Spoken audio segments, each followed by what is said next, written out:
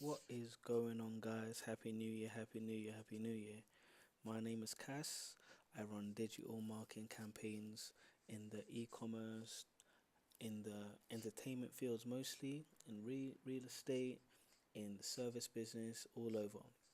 My goal is to literally show people in each individual sector how to run ads. My speciality being that I am also a professional running a music management company, how artists actually run Facebook ads on the actual content when they're trying to promote it, if they got a release, album, single, video, whatever.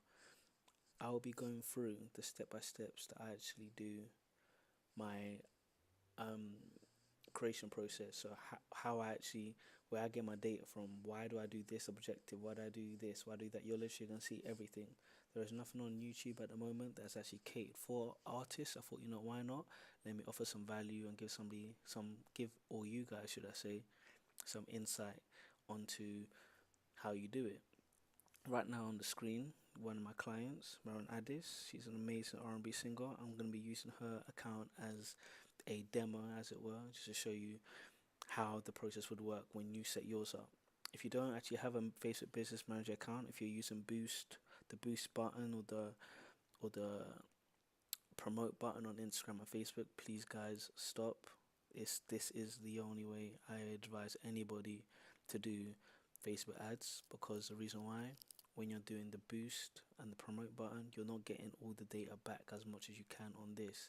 And data, guys, is everything. 80% of my ads, unless I'm testing that new interest, are only going to be data driven. They're only going to be stuff that actually works. I'll never ever do ads just picking something out of the sky and being like, okay, this should work. No, we don't do that.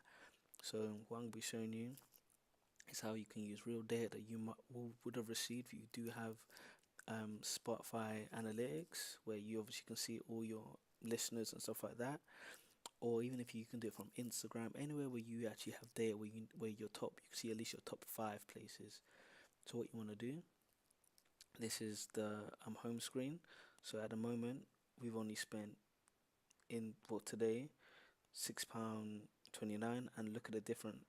We've reached 3.79. We've reached half a million people and 19,000 post engagements. This is obviously a bit more advanced in the aspect of using things that look like audiences, where I might make another video of, but this is how cost effective running Facebook ads can actually be. So what you want to do when that's all sorted, and if you haven't created a business, I believe I said earlier, I haven't created a Facebook Business Manager account, I'll put like a link in the bio where you can go through the step by steps, easy process, just to obviously create one and stuff like that. But okay, what you first want to do is, once that's, let's say, assume your accounts are sorted, what you want to do is go to the top where it says Business Manager, or these three menu dashes. You want to click that. Normally, this whole menu isn't open. You want to click All Tools and then you click Ad Manager. I've already opened it up on this tab here, so it's ready for all you guys. But obviously, at the moment, we have one active ad. Um, we've received 259 likes, and look how much we spent, guys. We've only spent £1.61 out of 15. So this is obviously how cost effective running ads actually is if you know what you're doing. I'm gonna give you the basis of how I learned and how I started first running successful ads. But yeah, 3 things you have to consider. There's campaigns, there's ad sets, and then there's ads. Let me close this, we don't need this anymore. Campaigns, ad sets, and then ads. Campaigns is basically what your objective is. Like, what do you want to achieve? Do you want to achieve more engagement? Do you want to achieve more video views? Do you want to achieve traffic to a certain website or any of those type of things? There's all these different ways how you can use different campaigns. Ad sets is literally the audience, so where they're from, their interests, their age, and also that includes the budget of how much you want to spend, and also includes the placement. So is it on Facebook feed? Is it on Instagram feed? Is it on Instagram story? Those type of things. Then ad itself, pretty self-explanatory, what the audience actually sees. So first we want to do, let's just assume that you have nothing here, so there's no ads here whatsoever. You want to click, create. Now it takes you to this screen. This screen shows you what actual objectives you want to do. I'm gonna keep this try and make this video not that long so you guys can crack on as quick as possible. But for artists, for me, anything to do with music, if you're promoting your stuff, I would say use traffic, engagement, video views, maybe lead generations. It depends on the actual campaign. But everything else, I've never personally used for music artists. I wouldn't have. This is a bit too broad, brand awareness and reach, but you want to be a bit more specific regarding the actual action you want people to do, because Facebook has a whole lot of data on how people behave on their platform. So on this actual campaign, I want to use engagement. The reason why I want to use engagement because it's one of the cheapest objectives, and also you get two for both. Let's say 2 for 1. So let's say I want to promote a music video. If I do video views, then majority of the people that will see it, people that overtly watch videos on Facebook. Engagement, the fact that they're watching it and the fact that they're commenting and liking, I get that extra plus bonus. So what you want to do now is engagement's clicked, you scroll down, change the post engagement, 'cause that's on the ad we did I did prior when it was Facebook like. What you want to do is name it. So let's say the record is called let's say the record's called Winter. And what I do, I always leave the name of the objective next. I never ever just leave it just winter blank, because later on when I have loads of different ads, I know, okay, cool, this is the winter engagement, or this might be the winter video views. This might be, because you want to get in a habit of testing different stuff just to see what really works with you. So then there you go, winter engagement. Click continue. And this is the ad set. This is your actual audience. Now, like I said before, we only really want to work on stuff that we actually have data for. Running data-driven ads is probably your safest way not to waste your money, because it's data that you have received either from Spotify or from Instagram analytics or Facebook analytics, whatever, or Google analytics. Like, all this stuff is solely based on real data that you have obtained. So what I'd say you guys can do is go to your Facebook, not Facebook, sorry, Spotify analytics. So obviously this is Maren Addis's one. This is the type of stats she has at the moment, last 28 days. Make sure it's recent. Don't do it since the start. Maybe 7 days, it depends if you've had like a burst, like it's shot up. But I'll normally do 28 days, because you want to do the most recent time people actually listen to your music. If you do 2015, some other people might have either not used, they might use Tidal, they might use something else, or they might not be your demographic anymore. So keep it recent. And what you want to do, you want to keep in consideration this part where it says gender, so it shows you the gender splits, and then it shows you their age. You want to keep that in mind for later on. And then you can obviously see the location. So it's United States, UK, Germany, etc. Shows you all the monthly listeners. And then it shows you the cities. Now, always, guys, what I personally do, and I advise you guys to do, make sure that you guys pick your top 5 to 10 cities when you're running ads. The reason why I do that is because those are not only your most high listeners, but it's like, if, let's say, hypothetically speaking, if Paris is third, but Paris doesn't work as well as I want, and let's say I'm doing top 5, I can just go down, okay, cool, take Paris out of the ad set, then we do Los Angeles. If that doesn't work, then I use Rotterdam, then so on and so forth. Because you don't know, you will never ever know how your fans or your audiences are going to respond to something. So you always want to make sure that you're a step ahead of them, knowing that before you spent your money, where it should actually be going. So what I do, I literally just drag this and copy. Let's do top 5. It's top 6. Let's add LA into it. Why not?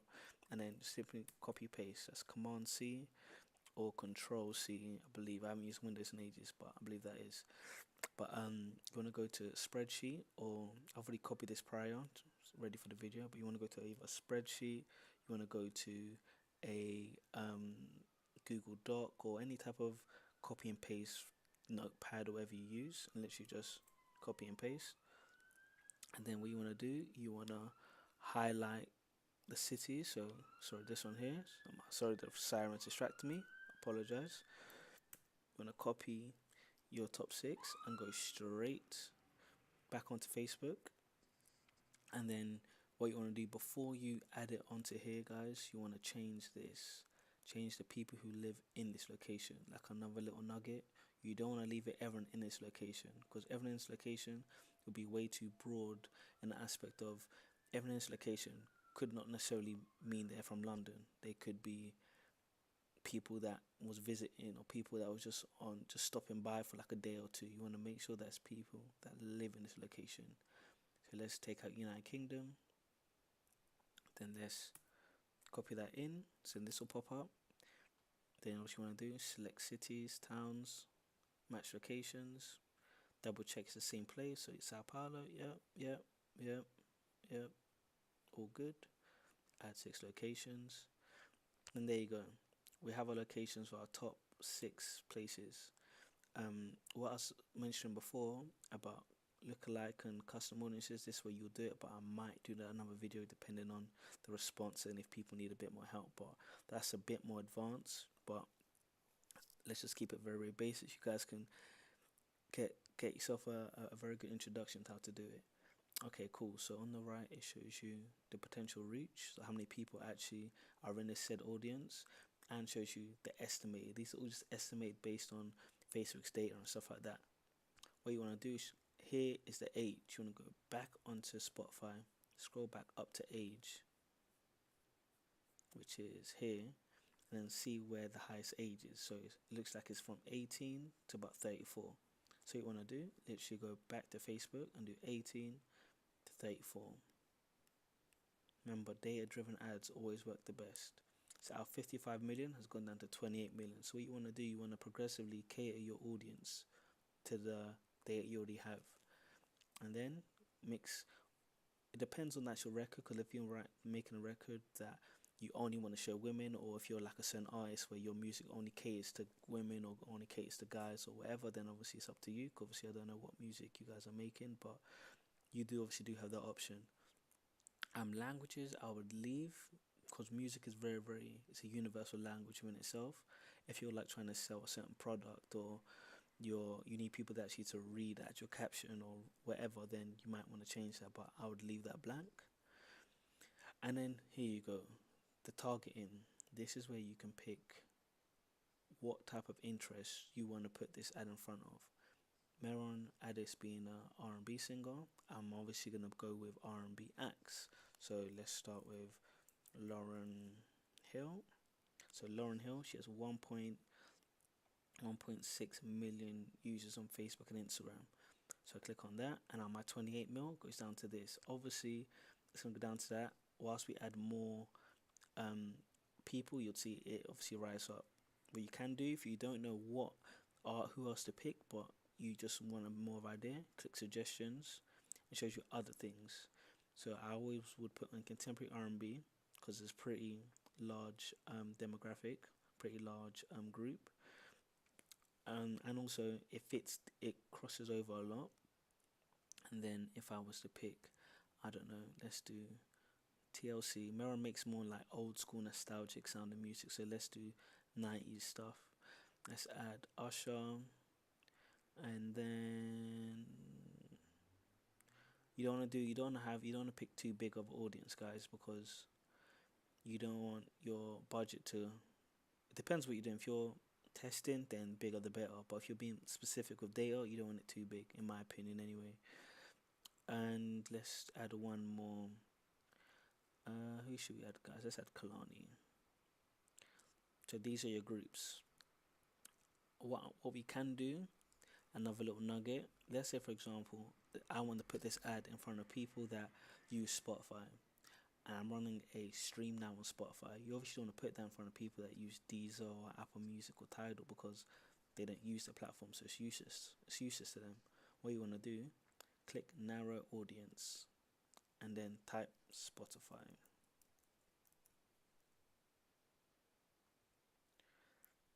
So then now my 11 million has gone down to 4.2 million, which is a reasonable good number to leave it at. What you want to do now, the reason why I did that, is I'm now telling Facebook, put my ad in front of people that like contemporary R&B, Kalani, Lauryn Hill, TLC, Usher, but they must 100% they must match. They must like Spotify as well. So obviously, people that use Spotify will obviously gonna like Spotify, or people that are familiar with Spotify, they're gonna not be like hesitant to like click away and stuff like that.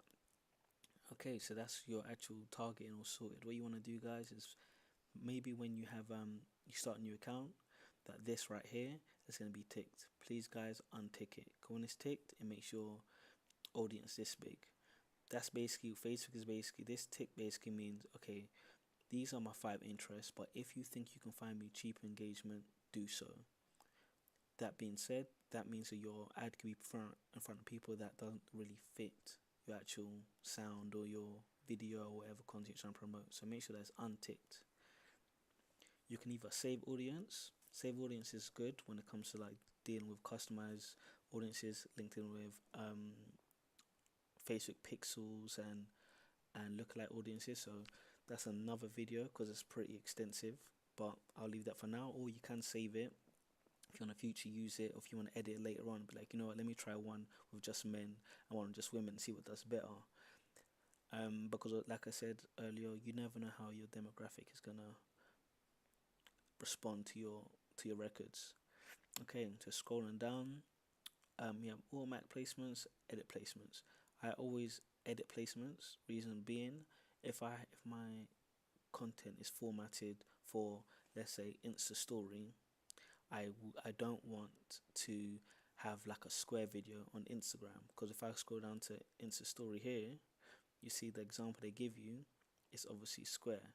It's not square, sorry, beg your pardon, rectangle. You don't want to have one that starts here and then it's all black here. It'll just end up being messy. So what you want to do is make sure that whichever your actual ad looks like, the size of it, the resolution fits on the said platform. So let's just keep it very, very basic. Let's just do Instagram feed. To untick everything. And then my 4.2 should drop, so it's down to 4.9, because obviously that was including Facebook users and all these other stuff that Facebook has. So we only want to do on Insta story, Insta feed, sorry. Scroll down, mobile devices, of course, because Instagram being only mobile based. Optimize for post engagement. That means your ad is only going to be in front of, it's going to be optimized for people that are going to like and comment and stuff like that. Impressions is more so how many times a screen. You don't want to do that. And then daily unique reach, I would leave that alone. Only honestly, if you're doing engagement ad, just keep it on post engagement. Realistically, the only thing you should change here is just 2 things: your budget, and when it's gonna start, or if you're gonna leave it on for a continuous time. So me personally, I like using lifetime budgets. The reason why I like using lifetime budgets is because if a client says to me, I want to spend 300 a month, if I forget to whatever reason turn it off and I leave it on a daily, Facebook isn't going to tell me that, hey, your ad's still on, by the way. So doing lifetime budget is a very, very easy way to introduce yourself to just understanding how you should budget your ads in the future, because obviously it doesn't matter if you have a lot of money or if you don't have a lot of money, you can't invest as much. You do have a lot to invest in. You want to see how much a certain amount of money is going to take you regarding doing ads. So let's just say, for example, client wants to use 200. Obviously that's going to drop, because the more ad spend, the more the bigger it is. So let's say if I was to do something like 2 grand, it obviously jumps up. So yeah, let's keep it at 200. And guys, another little nugget, I obviously want to make sure you guys leave with some form of value and little tricks. Always start your ad from 12 a.m. to 6 a.m. Reason why I say that is because, let's say you're doing a daily budget of £5 and you start the ad at 5 p.m. You've only got a couple of hours until the next day. So what Facebook is going to do is going to try to push your ad out as much as it possibly can, having in mind that every single time you do an ad on Facebook, there is going to be a learning process where Facebook needs to learn this. It needs to learn, okay, all these people in these demographics with these age or these genders and these interests, it needs a good, I'll say, about an hour. I've seen stuff take longer. It depends on the actual audience, but I'd say always do it in a night, because if you are running it at live at 12 a.m., by the time people wake up, it's already going to be optimized. Your audience is already going to be learned and all that type of stuff. So let's say I run it Saturday 12 a.m. and let's say we run it until the 5th and end it at 12 as well. So you have a full month worth of posts of marketing. What you can do, you can run it as a schedule, just in case if you're trying to catch people at work, or if it's like something tailored to people in school, or if you're doing like a school tour. I don't know, there's obviously different attributes why you'd want to do that. Personally, I just didn't run at all times. Don't really ever mess around with that. Just leave it as is. I've only done it a couple of times and it still does it's successful, but that's only for very specific campaigns. So now that's all done. We have 3.9 million users, audience, sorry. You click continue. Now, another nugget, guys, because like I said, I want to make sure you guys leave us some form of value. This is very important. I can't stress enough how important this is, because I messed up big time when I first started doing ads. Facebook gives you two options. You can either create an ad or create an existing post. Use existing post, sorry. Always use an existing post. The reason why I say this is because there's been ads that I've gotten 250,000 on that you will never ever see on anybody's feed because I did a create ad. The only time that is actually only ever active is when I actually turn on the actual ad itself. So in my earlier days, I thought, oh yeah, of course I have to create an ad. Yeah, that's what I'm trying to do. Like, why would that sound ludicrous?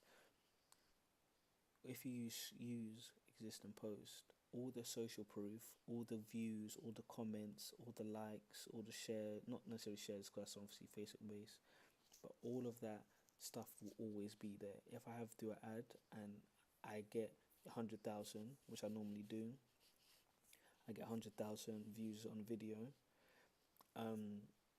After that ad is finished, it's still going to be there. It's not going to disappear. If I do create an ad, as soon as I turn off the ad, it's gone. So I would say you could either do it through here where you click Ad Manager and you click, where is it, Posts, where is it, Page Posts, right underneath it, and you can schedule it and do that type of stuff. But what I'd say, just organically post it how you post anything, and then later on you literally do this. You click on, well, the Instagram account, so make sure it goes to this Instagram account.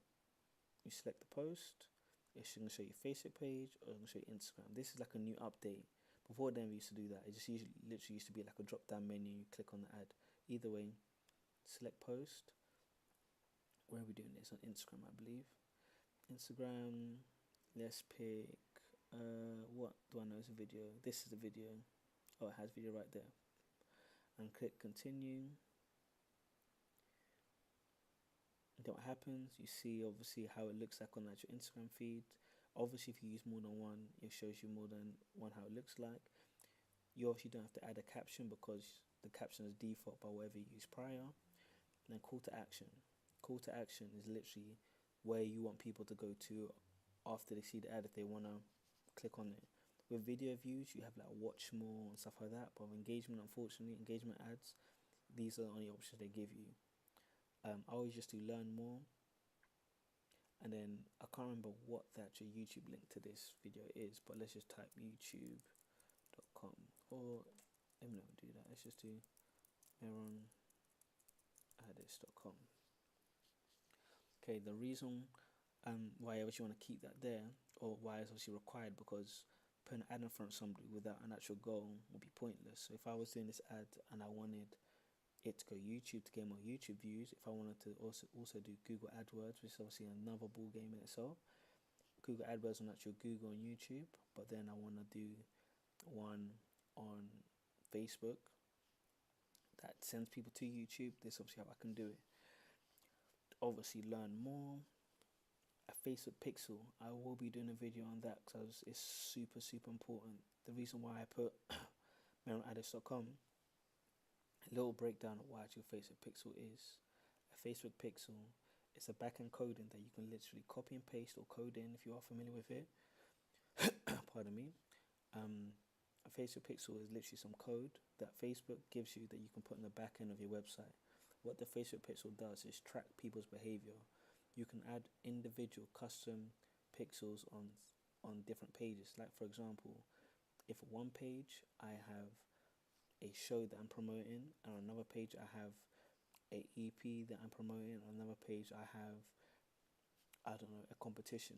Let's say hypothetically speaking, I can put a pixel on each individual page, and whilst people actually go on the actual page, the Facebook Pixel will note down that this person went on it. So later on, when I want to start doing retargeting ads, or people that actually have engaged and have actually paid attention to content, or paid attention to a certain page on the website, then I can retarget them later on to be like, hey, and they're not going to be. This is why sometimes you might be on a website. Let's say something. I was on Airbnb a couple of days ago, just looking around. And then I saw Airbnb ads. Airbnb definitely uses Facebook Pixels because this little thing here that I have on my Google Chrome is called a Facebook Pixel Helper. You can download it from Google Chrome Store, where you literally any website I go on, it tells me they have a pixel or not. So I know already, okay, cool. They've got me under their data. So regarding back to the actual tutorial, this is something that's a bit more advanced because Facebook Pixel ties into custom audiences, that ties into lookalike audiences, and that's a whole nother realm.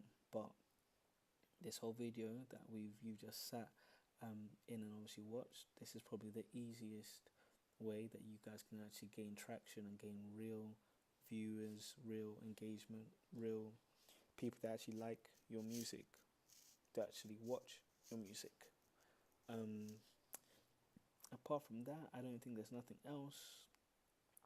Oh yeah, what you want to do, click review. Make sure that you've named everything, because if you have more than one ad, it could get confusing, because obviously Facebook doesn't create separate names or separate ads and stuff like that. So you want to do, obviously the song's called Winter, it's on engagement.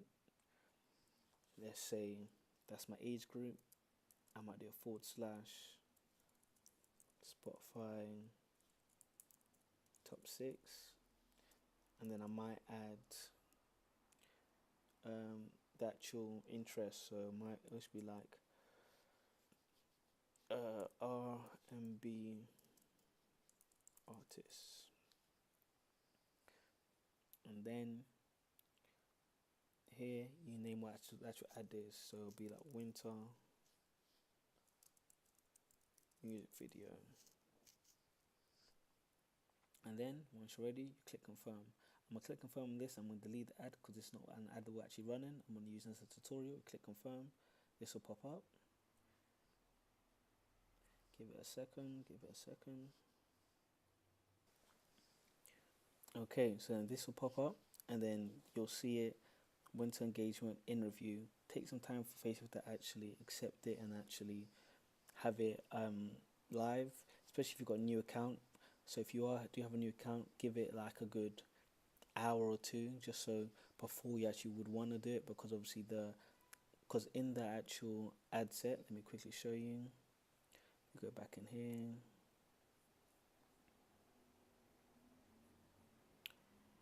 I can pick obviously when it actually is going to start.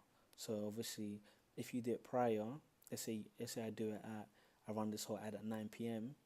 and I finish it by 9:30, it will still land when I need to do it. So obviously, give yourself some time prior. But yeah, guys, that's literally how you do Facebook ads for musicians and bands. Let me know if this was helpful. Let me know if you guys need any more tips. Let me know if you want more content regarding pixels, lookalike audiences, and stuff like that. But again, Facebook is such an amazing platform to use because it's so cost effective. Google AdWords is an amazing platform as well. I might do a video on that, but Google AdWords are a bit more premium. I think basically because of how vast their search engine is and what they actually know. But yeah, any questions, let me know. Comments below. Let me know if you would want to know anything specific. But yeah.